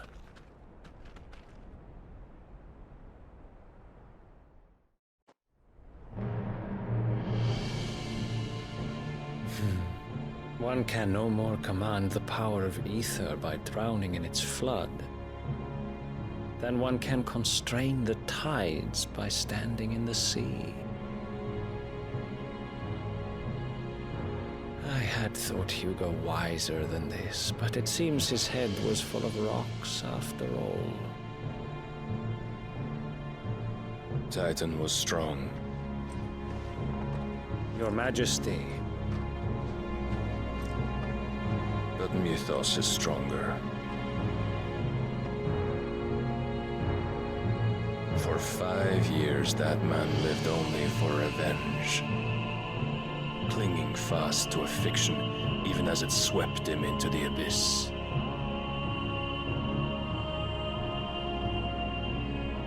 One cannot change one's nature through force of will alone. Only the Almighty can do that.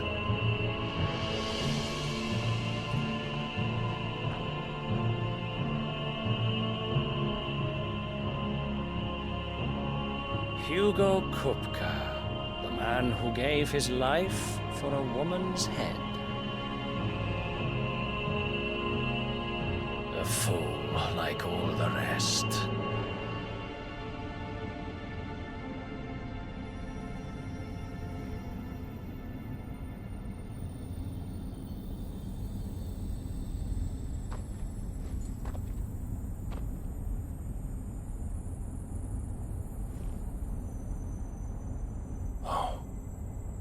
The death of a mother crystal should be so beautiful.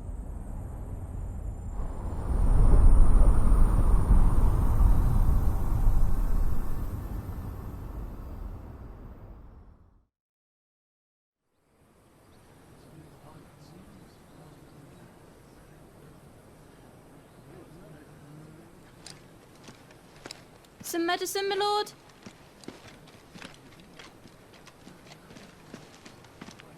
I have salves, potions, anything you need. Stop bothering me, urchin, or you'll feel the back of my hand.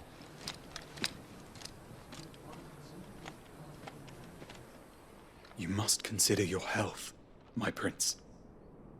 If a show of force is needed to keep the Dalmex at bay, you may trust in your dragoons. I beg you to call on Bahamut only as a last resort. His strength comes at too great a cost.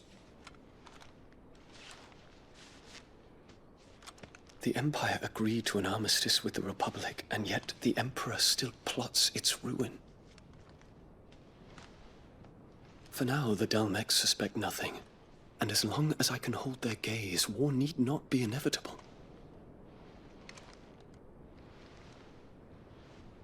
But more than that, Bahamut is the champion of the Empire. When our people look to the heavens, the sight of him gives them hope.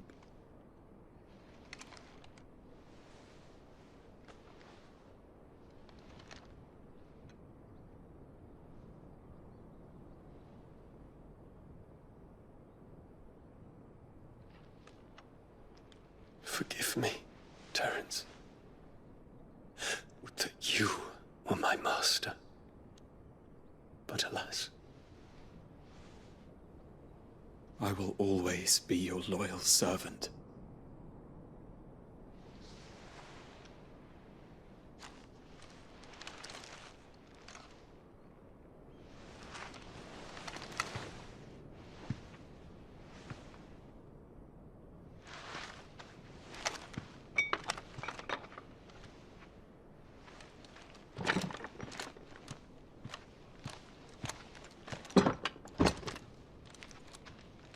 Should the Council's brazen maneuvering prompt the Republic to tear up their own treaty and launch a new assault, our soldiers would advance to meet them, cutting across the Central Isles, but not in time to prevent their forces from breaching the southern defenses and storming Twinside.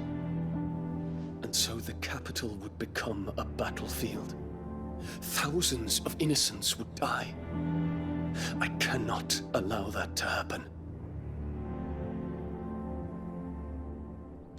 There is one small mercy, at least. You will not be forced to do battle with Titan.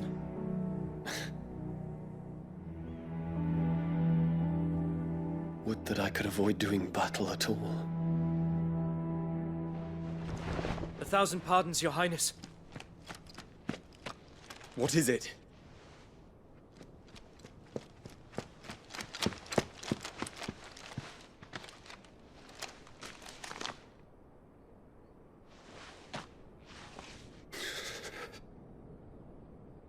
Olivier has been made Emperor. What is the meaning of this? My father's orders. What were they? Quickly! Yes, Your Highness. His Radiance requests that Your Highness maintain position here and... Gah!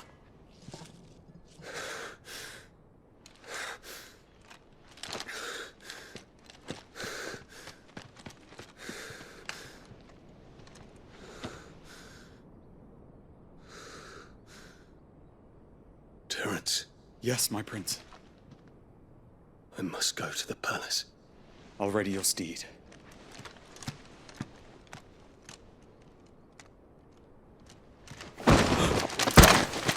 What is it now?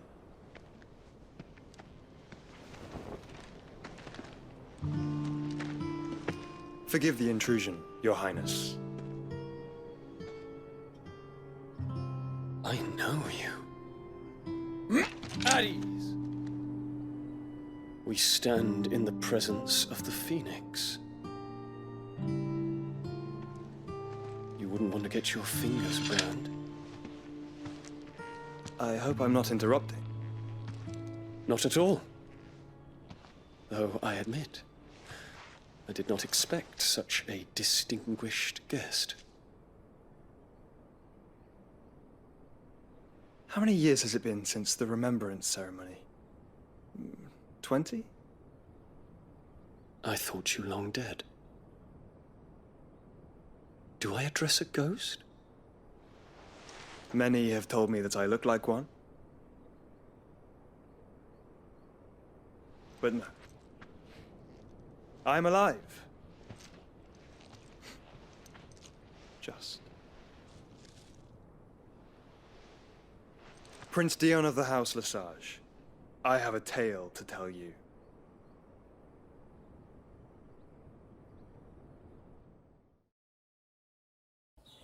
Muito para processar, como sempre. Veja que o verdadeiro inimigo está cada vez mais nítido. E ficamos agora sabendo que Barnabás, o dominante de Odin, serve a última. Cara, que história incrível! Joshua finalmente consegue falar com Dion, o dominante de Bahamut. Meus amigos, ainda tem muito o que acontecer. No momento, voltaremos agora para o esconderijo.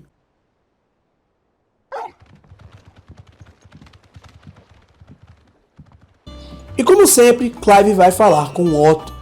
Chegando nele, vejam. Clive, you're back. I am. And with glad tidings for once. Hugo Kupka is no more. Well, I'll be. All of our comrades who lost their lives back at Sid's place be smiling down at you right now. We had a stolus from Lubor saying Drake's fang had fallen. I expect that was your doing as well, was it? It's a long story. One for the history books, I'll bet. Welcome home, Clive. It's good to be back. You look better. I feel it. Which means I'm coming on your next little adventure. You're not leaving me behind again. Wouldn't dream of it. Otto, any word on the Royalist movement since I've been away? Shouldn't you be putting your feet up? If you really want to know, go and have a word with Vivian. Thank you. I will.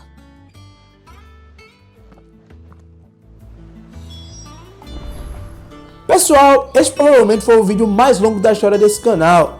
Dito isso, acredito que foi muito trabalhoso, galera, para Patrick, e preciso da ajuda para compartilhar esse vídeo com o máximo de pessoas que vocês puderem, que logicamente curtam Final Fantasy. Eu não sei se vou terminar essa história, mas quero acreditar que vou. Não está tão perto do fim, pois quero que vocês aproveitem cada momento dessa história. Ajuda aí a compartilhar, porque o YouTube aqui, galera, é só a misericórdia. Captura e roteiro e edição de Patrick e locução minha, Ed. Então, galera, eu fico por aqui. Até uma próxima e valeu!